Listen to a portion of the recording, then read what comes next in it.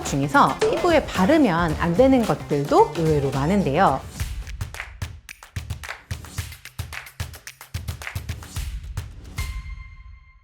안녕하세요. 페이브 피부과 피부과 전문의 대표원장 손지희입니다.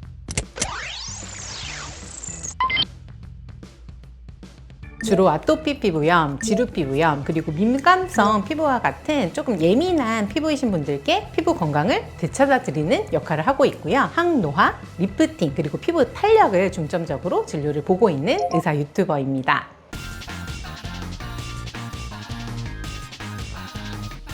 우리가 많이 들어보고 알려진 일부 성분들의 경우에는 실제로 먹지 않고 피부에 도포를 하거나 흡수를 시켰을 때 좋은 효과를 볼 수 있는 성분들이 있습니다. 그 중에서 대표적인 것이 바로 녹차인데요. 이제 녹차의 성분 중에 카테킨 성분이 이제 살균과 항산화 효과를 갖고 있는 것으로 알려져 있는데요. 주로 우리가 이제 공해라든지 외부 자극, 이런 오염 물질에 의해서 피부가 손상이 되고 또 노화가 되는 것을 막아주는 데 효과적입니다. 또한 녹차 안에 있는 타닌 성분의 경우에는 유분기가 심해지지 않게끔 잘 막아주고 또 모공을 청결하게 해주기 때문에 생기 있는 얼굴을 만들어주는 데 도움이 됩니다. 또한 녹차 안에 들어있는 다양한 비타민 성분들은 여드름이나 뾰루지, 트러블을 완화하는 데 도움을 주기도 하고요. 녹차 우린물로 또 얼굴의 열감이나 홍조를 완화시키는 데 도움을 줄 수도 있습니다.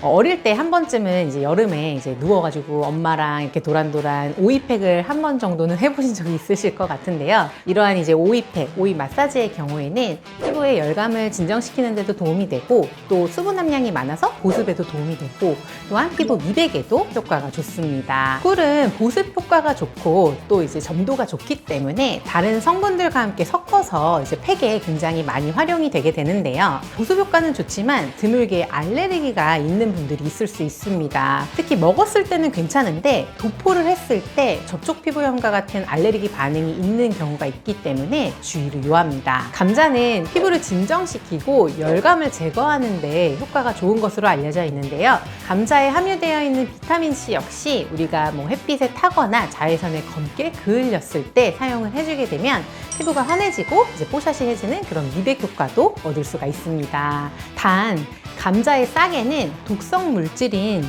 솔라닌이라는 성분이 들어있기 때문에 싹과 껍질은 모두 제거를 하고 사용을 해주시는 것이 좋습니다. 하지만 의외로 먹는 것 중에서 피부에 바르면 안 되는 것들도 의외로 많은데요. 예를 들면 이제 화농성 여드름에 도움이 되고 좋다고 알려진 이제 무즙을 얼굴에 발랐을 때 오히려 얼굴이 발갛게 되거나 뒤집어지는 경우도 있기 때문에 조심하셔야 합니다. 또한 이제 식초를 이렇게 희석한 물에 얼굴을 헹군다든지 세안을 하는 게 좋다고 또 잘못 알려져 있는 경우들이 있는데 용도가 과하거나 본인에게 알맞지 않은 경우에는 오히려 화상처럼 접촉 피부염이 일어날 수 있기 때문에 조심하셔야 합니다.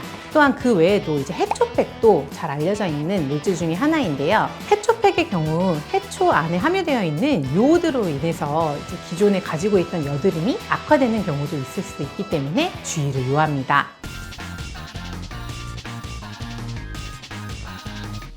천연팩을 만들 때 사용하는 도구의 청결이 굉장히 중요한데요. 흐르는 물에 우리가 사용하는 도구들을 깨끗이 씻어주시고 집에 가볍게 알코올 같은 게 있다면 소독을 하여서 청결을 유지해 주시는 것이 좋습니다. 우리가 천연팩을 사용할 때 바로 얼굴에 직접 도포를 해보시는 것보다는 팔목의 안쪽이나 허벅지 안쪽에 살짝 피부 민감성 테스트를 해보시고 문제가 없는 경우에 얼굴에 사용을 해주시는 것이 좋고요. 혹시라도 피부에 닿았을 때 바로 붉어지거나 가려워지거나 뭔가 이상 반응이 있는 경우에는 바로 사용을 중단해 주시고 깨끗한 물로 씻어내 주시는 것이 좋습니다. 또 팩을 할 때 너무 오랜 시간 방치를 하게 되면 오히려 수분이 증발하고 수분을 빼앗기게 되기 때문에 피부가 오히려 건조해지고 당기거나 심한 경우에는 따갑고 가려움까지 유발되는 경우들이 있을 수 있습니다. 이를 방지하기 위해서는 물이나 화장수에 적신 꺼즈를 팩과 함께 얼굴에 얹어주어서 수분이 증발되는 것을 방지해 주시는 것이 좋습니다. 가장 중요한 것은 팩을 하는 적정 시간인